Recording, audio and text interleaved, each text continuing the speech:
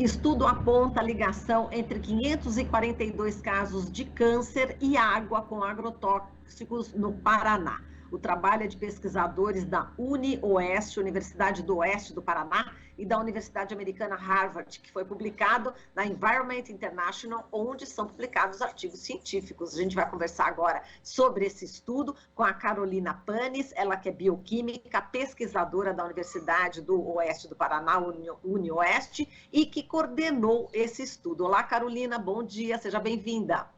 Bom dia, obrigada pela oportunidade. Carolina, vamos falar aqui sobre esse estudo, né, que você coordenou. Como é que foi que vocês desenvolveram essa pesquisa, né? Vocês partem de quais princípios, inicialmente, para a gente ter ideia de como foi efetuado esse estudo? Bom, a gente tomou como base para esse estudo um relatório que é publicado pelo governo federal de monitoramento da qualidade de água no Brasil, que se chama CISÁGUA. Então, esse é um relatório trienal. Então, a cada triênio a gente tem um novo relatório, e esse especificamente a gente focou nos anos de 2014 a 2017. Esse relatório, ele foi liberado e ele se tornou bastante famoso na mídia por conta da presença de vários pesticidas na água do Brasil como um todo, né? E como na época eu estava trabalhando nos Estados Unidos, tinha recém-chegado nos Estados Unidos, em Harvard, a gente decidiu focar nesse recorte que é o estado do Paraná. Né? Primeiro porque eu sou paranaense e a gente, como cientista, tem esse dever de devolver para a nossa população, né, o que está acontecendo. E também pelo fato do Paraná ser um dos principais consumidores de pesticida no país, que é um dos maiores consumidores de pesticida no mundo. Tá? Então, é uma temática que, na ocasião, ela foi bastante pertinente de se estudar, né, por conta desse relatório e dessa questão aí do Paraná. Agora, quantos agrotóxicos, né, vocês descobriram na água e em quantas cidades, e a gravidade, né, desse estudo, né, que vocês acabaram de fazer, de publicar, enfim, e que está repercutindo, imagino, até internacionalmente, não é isso, Carolina? Sim. Então, esse relatório do governo, ele liberou um resultado com a presença de 27 pesticidas na água. Desses 27, a gente tem documentação de que 11 são potencialmente, possivelmente, ou até, para algumas substâncias, comprovadamente carcinogênicos. Isso significa, então, que o consumo da água contaminada com essas substâncias oferece um risco, né, para a nossa saúde em termos de potencial carcinogênico. A gente chama de carcinogênico aquilo que eventualmente pode causar câncer, né? Então, a gente, com base nisso, desses 27 documentados aqui na nossa água, 11 substâncias tinham esse poderiam oferecer esse risco. Dessas 11, a gente pode dividir em pesticidas que foram usados no passado, lá na década de 80, que já foram proibidos, que são chamados de poluentes orgânicos persistentes, e que ainda aparecem na água hoje, 40 anos depois. Né? Então, a gente tem que pensar nessa questão do impacto ambiental do uso dessas substâncias. Né? Ainda a gente tem a proibição, então, mesmo no Brasil, dessas substâncias que são esses resíduos persistentes, e a gente tem as substâncias atuais, que todo mundo conhece, né? Essas que são utilizadas em larga escala, que são utilizadas em grande quantidade o tempo todo, e que também apareceram como contaminantes da água. Né? Então, desses 27, 11 substâncias são descritas pela Agência Internacional de Pesquisa para o Câncer como potencialmente, provavelmente ou comprovadamente carcinogênicas, lembrando que essa é a agência que reúne o maior número de experts no assunto do mundo. Ela é uma agência internacional e é ela que dita as regras, dizendo quem é e quem não é classificado, então, né, como um risco para a nossa saúde do ponto de vista do câncer. Então, com base nessa informação científica, a gente cruzou os dados da contaminação da água com os índices que essa agência estabelece, então ela diz assim, uma substância A, ela tem um potencial carcinogênico 10 vezes maior do que a substância B. Ela estabelece esses comparativos, ela transformou isso em números, e é com base nesses números que a gente utilizou uma fórmula e calculou, então, foi assim que a gente chegou nos 542 casos de câncer potencialmente associados ao consumo da água. Né? Uma informação que tem que ficar importante, que precisa ficar clara, Marilu, é que dentro desse relatório, falando do Paraná, pouquíssimos municípios tiveram desvios de concentração de pesticida na água quando a gente olha sob o prisma da legislação brasileira. Tá? Mas aqui eu tenho 2 pontos que eu gostaria de destacar para as pessoas entenderem por que a gente tem que fazer esse tipo de estudo. O primeiro, porque a legislação brasileira é extremamente permissiva. Né? Se a gente for comparar com a Europa, o Brasil permite 5.000 vezes mais glifosato na água. Então, né, esse exemplo já deixa claro do porquê que a nossa água está sempre dentro dos limites. E segundo, que a gente fez essa comparação usando a referência mundial, que é a Europa, que é a concentração de 0,1 ppb de qualquer pesticida na água. Né? Então, eles têm uma legislação bastante restritiva, bastante protetora, né, em relação à água, e a gente tem que se espelhar neles para tentar melhorar, né, para a gente tentar garantir a saúde da população. Essa legislação só é desse jeito porque eles têm noção do risco, né, que uma água contaminada pode oferecer para a população. Exato. E Carolina, vamos falar aqui a respeito justamente quais são os tipos de câncer, né, que estão exatamente relacionados com esses agrotóxicos que você pesquisou, né, e também é muito preocupante que você acaba de falar em relação àqueles pesticidas, agrotóxicos de 40 anos atrás que ainda estão presentes. Eu queria que você falasse quais são eles, né? E também fazer essa relação com as doenças. Sim. Então, a gente tem como exemplo, né, que é bem conhecido da população, o DDT. O DDT foi usado há décadas atrás, ele foi banido, ele não é mais utilizado, mas a gente continua detectando resíduos de DDT na água. Esse relatório, por exemplo, em vários municípios a gente tinha lá o resíduo do DDT. São concentrações muito pequenas, mas a própria Agência Internacional de Pesquisa para o Câncer estabelece que as concentrações pequenas já são um risco. Né? Então, eu acho que destacar principalmente o DDT, mas tem o lindano também, que foi bastante utilizado aqui no Paraná, por exemplo, e que ainda persiste. Veja, essas substâncias, para você ter uma ideia, a gente não consegue estimar exatamente quanto tempo leva para elas desaparecerem. Existem estudos discutindo que esse tipo de resíduo, que a gente chama de poluente orgânico persistente, leve décadas para desaparecer. Tem um estudo que fala, inclusive, que pode levar mais de 100 anos para a gente conseguir se livrar dessa contaminação. Né? Então, a gente tem que ter uma consciência coletiva do que está acontecendo. É um problema de todo mundo. Né? É um problema que começa no governo, que começa em quem faz a lei, em quem faz a lei cumprir ou deixa de fazer, porque existe lei para proteger a nascente, existe lei que estabelece que tem que ter uma distância mínima entre a pulverização de agrotóxico e os rios, as fontes, as nascentes. Então, a gente precisa de um cúmplice para essas leis.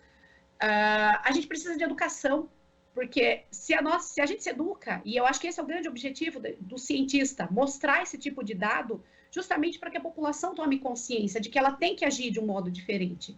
E quando eu falo população, eu particularmente estou mexendo com um público que é agricultor, mas a população de um modo geral, tudo, não é só pesticida, né? Tudo que a gente tem que pode contaminar a água tem que ser revisto. A gente tem que rever o descarte de lixo, no caso do agrotóxico, o descarte de embalagem, né? Existe um programa para descarte de embalagem que tem que ser cumprido, essa embalagem não pode ser lavada e o descarte dela jogado no rio, por exemplo, sabe? Então, assim, a gente tem, meu Deus, uma escala gigantesca de pontos a serem pensados. É uma culpa coletiva o que está acontecendo.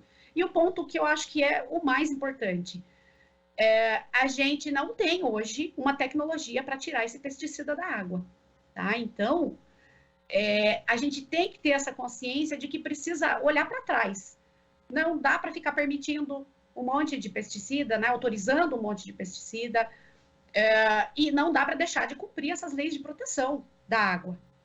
Porque é aí que está a nossa chance de, num próximo relatório, daqui 10, 20 anos, a gente conseguir olhar para essa água e falar, olha só, a gente melhorou por meio da educação, né, por meio da conscientização. Então, assim, o que chama mais atenção é essa questão desses resíduos. Porém, tem os resíduos atuais. Se você olhar o resultado do Ciságua, ele mostra para nós ali resíduos que são pulverizados todo dia. Diuron, mancozeb, atrazina, glifosato. São substâncias que são depositadas todo santo dia no solo, né, para os cultivos aí, e que estão sendo, apesar delas serem degradadas rapidamente, se a gente comparar com DDT, com lindano, elas não vão ficar décadas aqui, né? Elas são degradadas muito mais rápido. Só que a concentração que elas aparecem na água sugere que elas são depositadas em grande quantidade. Então, é outro cuidado que a gente tem que ter. Né? Essas substâncias também oferecem risco. E elas estão sendo depositadas de uma maneira que aí a gente tem que pensar como, né? Processo de pulverização, quantidade de uso, não respeitar essa distância com a água. Então, assim, a chegada dessas substâncias é fato, ela está acontecendo, seja a movimentação do que já está depositado há décadas no solo, que é o caso do DDT, seja a entrada desses novos que eu citei, que estão sendo inseridos diariamente no solo e a movimentação do solo, a chuva, vai arrastar isso para a água, ou ele pode cair diretamente na água, por conta desse não distanciamento das nascentes, né? Considerado isso, você me perguntou sobre quais os cânceres que estão, então, relacionados com esses pesticidas. Quando a gente fez a estimativa dos casos de câncer, com base na concentração de cada substância nos municípios do Paraná, né, no total foram 127 municípios que a gente tinha dado para estudar, a gente fez o seguinte cálculo: qual a concentração de cada substância na água de cada município, qual a população de cada município, né? E a gente utilizou os índices da Agência Internacional de Pesquisa para o Câncer. Então, considerando esses 3 pontos, a gente chegou nesses 542 casos. Veja que isso é um cálculo teórico, né? A gente pega o número que o governo publicou, cruza com os dados da Agência Internacional, que é a maior autoridade no mundo para dizer se uma substância causa câncer ou não, e a gente chegou nesse número. E aí o nosso grupo se perguntou, mas como é que a gente projeta esse número na vida real? E foi aí que a gente foi, então, trabalhar os dados do Instituto Nacional de Câncer. O Instituto Nacional de Câncer também é um instituto federal, é um instituto que está dentro do Ministério da Saúde, que publica as suas estimativas, as suas incidências, os relatórios aí, bianualmente. E a gente pegou, então, os relatórios consolidados para o mesmo período, 2014 a 2017. E aí, quando a gente projetou o dado que a gente calculou e o dado que foi consolidado, a gente achou uma associação fortíssima.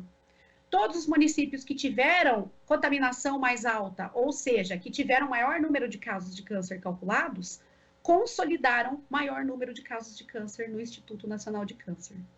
Então, a gente transferiu o nosso cálculo para dentro da vida real e isso se consolida dessa forma.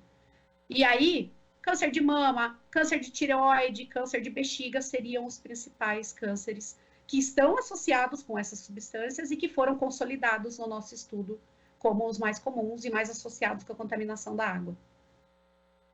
E agora, quais seriam essas substâncias mais comuns, então, detectadas por vocês, por estarem causando também esses tipos de câncer?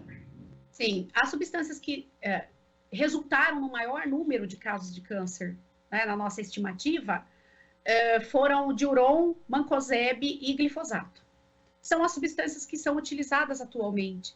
Né? Então, apesar de eles terem índices de risco de câncer que não são tão altos, eles foram os mais frequentemente detectados e em maior concentração.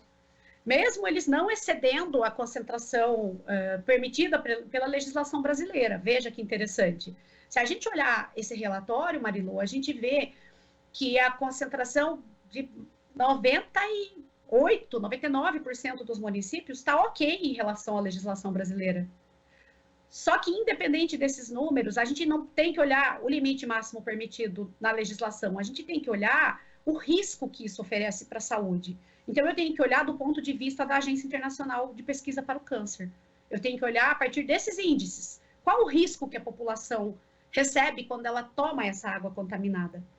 Né? Então, a nossa preocupação enquanto ciência, enquanto cientista, é justamente isso, é colocar esse alerta, né, de forma alguma é atacar ou agredir nenhum setor da sociedade, na verdade, olhar pela população, que é aquela que não sabe o que está acontecendo, que não tem noção de que essa contaminação oferece um risco, né, e chamar a gente para reflexão sobre essa culpa coletiva, né, onde todo mundo tem o seu papel. Então, é como lutar contra a corrupção, né? A gente acaba com a corrupção se desde cedo a gente, na nossa casa, nos nossos atos, nos nossos filhos, cobrar que não sejamos corruptos em pequenas ações do dia a dia, não é? Eu acho que a conscientização sobre a contaminação ambiental, ela não é diferente.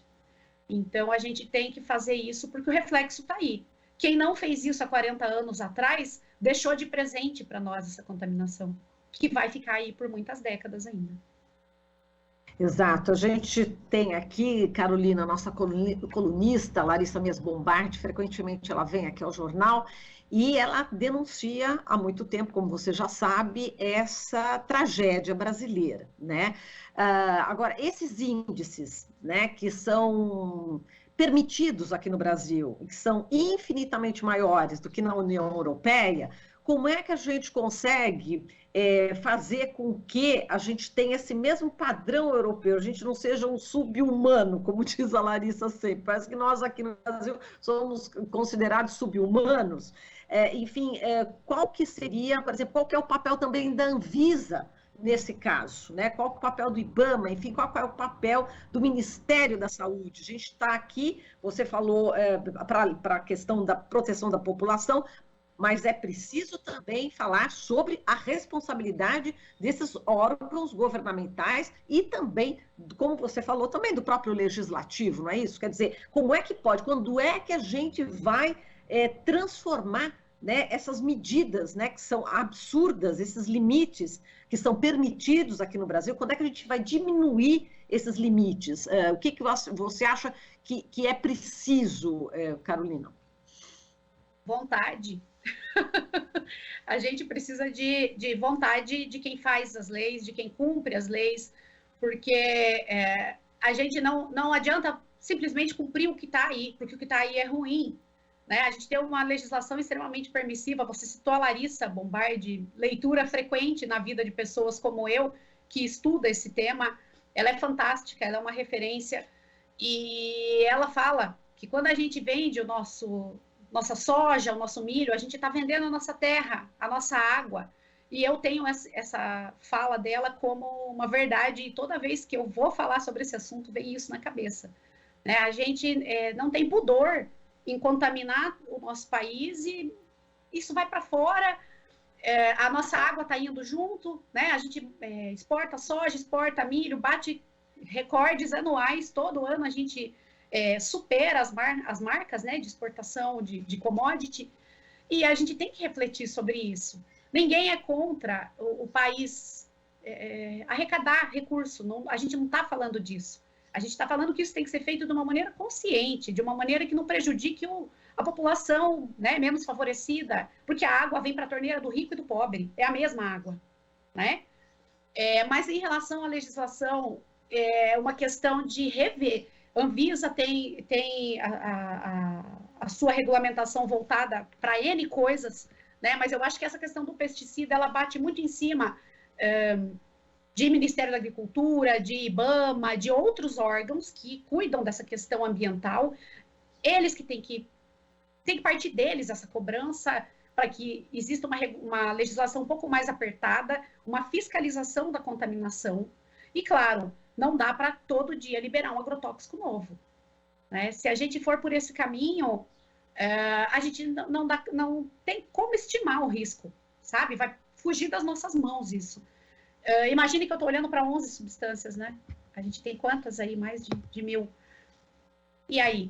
A gente está exposto, na verdade, a uma mistura Né? Quando eu pego um copo d'água, eu olho para ele e fico pensando, o que tem aqui dentro?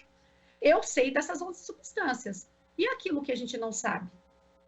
Então, com certeza, eu acho que a questão, ela permeia várias esferas de vários órgãos do nosso país, do meio ambiente, do próprio Ministério da Saúde. Existe uma política no Brasil voltada para a vigilância de populações expostas, por exemplo, a agrotóxico, mas pensando no trabalhador, não na população geral. Ainda assim, essas políticas deixam a desejar, sabe? Então, a gente precisaria realmente que alguém assumisse a dianteira dessa questão da água e fazer esse cumpra-se. Você imagine que se a legislação que está aqui, que é ruim, se ela já fosse cumprida, a gente com certeza teria um cenário muito melhor em termos de contaminação. Né? Feito isso, apertar os limites. Por que a gente tem que ser diferente da Europa? Tudo bem, vão dizer para nós assim, mas vocês estão viajando, não dá para chegar na concentração de 0,1 ppb igual a Europa. Tá, mas a gente não precisa permitir 5.000 vezes mais. Eu acho que tem que ter um bom senso, um meio do caminho que fique bacana para todo mundo e que permita a população viver com dignidade, porque a situação do nosso país ela já está muito difícil. A gente vem atravessando uma crise de N problemas e tem um inimigo oculto, invisível dentro do copo d'água. É difícil.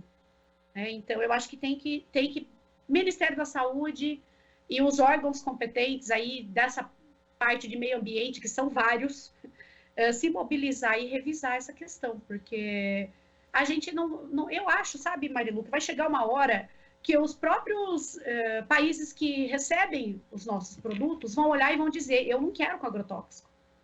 Isso, em algum momento, vai acontecer. Porque da mesma forma que está contaminado aqui, a gente não consegue eliminar agrotóxico do que a gente manda para fora. Tudo bem que eles não comem, por exemplo, a soja e o milho. Não é para alimento. Se engana quem acha que o Brasil ganha essa dinheirama toda aí exportando alimento. A gente exporta commodity. A commodity vai virar energia no exterior. Então, esses países, quando processam essa soja e esse milho, eles também estão levando essa contaminação para o país deles. Então, eu imagino, não acho que isso vai acontecer agora, eu imagino que, não sei nem se eu vou viver, sei lá, 10, 20, 30, 40 anos para ver isso, mas eu acredito que o caminho vai ser esse. Vai existir uma pressão no exterior para que a gente modifique a maneira de trabalhar com isso, para que seja bom para todo mundo. E aí, mais uma vez, é a consciência coletiva. O que acontece no Brasil, a gente está vendo. O que acontece lá na Ucrânia afeta o Brasil. Então, vai chegar uma hora que, se a situação no Brasil ficar insustentável em termos de meio ambiente, isso vai começar a afetar o mundo. Já está afetando. Não vê quem não quer. Então, eu acho que essa mudança tem que vir, depende de vontade política, e ela vai acontecer, talvez, por pressão do exterior no futuro. Muito bem, Carolina, a gente agradece aqui a sua participação, a gente espera contar com você mais vezes aqui no Jornal Brasil Atual, foi um prazer recebê-la e parabéns por esse estudo científico tão importante que reflete o que acontece no Paraná, mas certamente é isso que acontece no Brasil inteiro, mas vocês têm aí a comprovação no estado do Paraná. Um forte abraço, viu, Carolina, para você. Obrigada, fico à disposição, um abraço a todos, bom dia.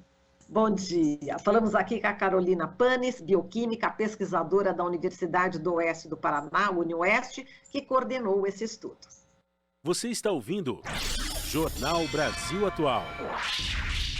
As notícias que os outros não dão.